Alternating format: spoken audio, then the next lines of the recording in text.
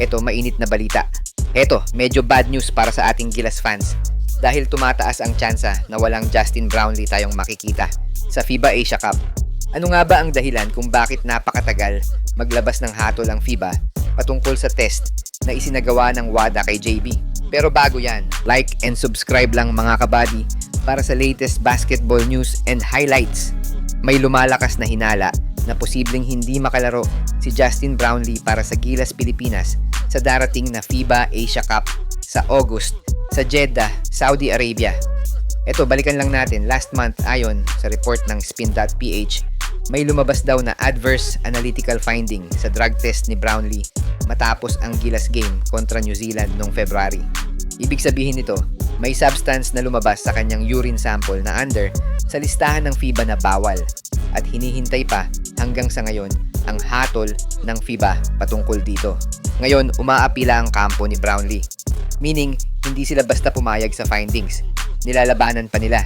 At dito na pumapasok yung possibility na madelay ang kanyang availability para sa national team. Sa totoo lang, mahirap din magbigay ng judgment kasi hindi rin kumpleto ang details. Pero ito, yung main concern. Habang tumatagal kasi ang proseso ng appeal, hindi rin nagsisimula ang suspension kung sakasakaling mapatunayan ngang may violation si JB. Ang worry ng SBP ayon sa source, mas okay pa siguro kung tinanggap na lang para maumpisahan agad ang suspension. Baka sakaling abutan pa ni JB ang Asia Cup. Kaso, dahil may appeal, na-delay ang lahat. Kaya kahit hindi pa sigurado, posibleng hindi na siya umabot sa tournament kung tumagal pa, lalo tong proseso. Personally, naiintindihan ko yung gustong gawin ng kampo ni Brownlee. Siyempre, gusto nilang linisin ang pangalan niya. Pero bilang fan, ang tanong talaga, may oras pa ba? Kahit nasabihin nating magaling na ang injury ni JB bago magsimula ang FIBA Asia, magiging hadlang pa din kung hindi siya papayagang maglaro dahil sa suspension mula sa FIBA. Meaning, dapat nung lumabas yung findings kay JB, ay napag-aralan na agad nila o ng SBP kung anong magandang gawin kung isa-serve na yung suspension voluntarily.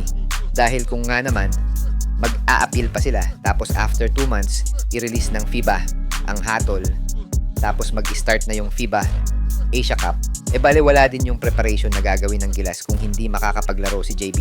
Kung sakaling ang hindi makalaro si Brownlee, ang pinaka-realistic na backup ay si Ange Kouame. Solid na naturalized player din naman, kilala sa depensa at hustle. Pero iba pa rin kasi ang presence ni Brownlee. Yung leadership, yung clutch scoring, yung chemistry niya sa Gilas, hindi basta mapapalitan yon. May mga nagsasabi rin na baka may pag-asa si Jordan Clarkson. Pero for now, parang wala pa rin konkretong usapan doon at malabo pa sa sabaw ng pusit kung maglalaro si JC sa FIBA Asia. Ulitin ko lang guys, wala pang final decision.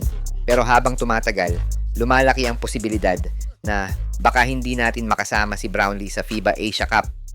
At para sa mga fans ng Gilas, medyo masakit isipin yan. Pero sana, anuman ang kalabasan ng issue, makapaghanda ang Gilas ng maayos at maging competitive yung lineup na ipapadala natin sa Jeddah.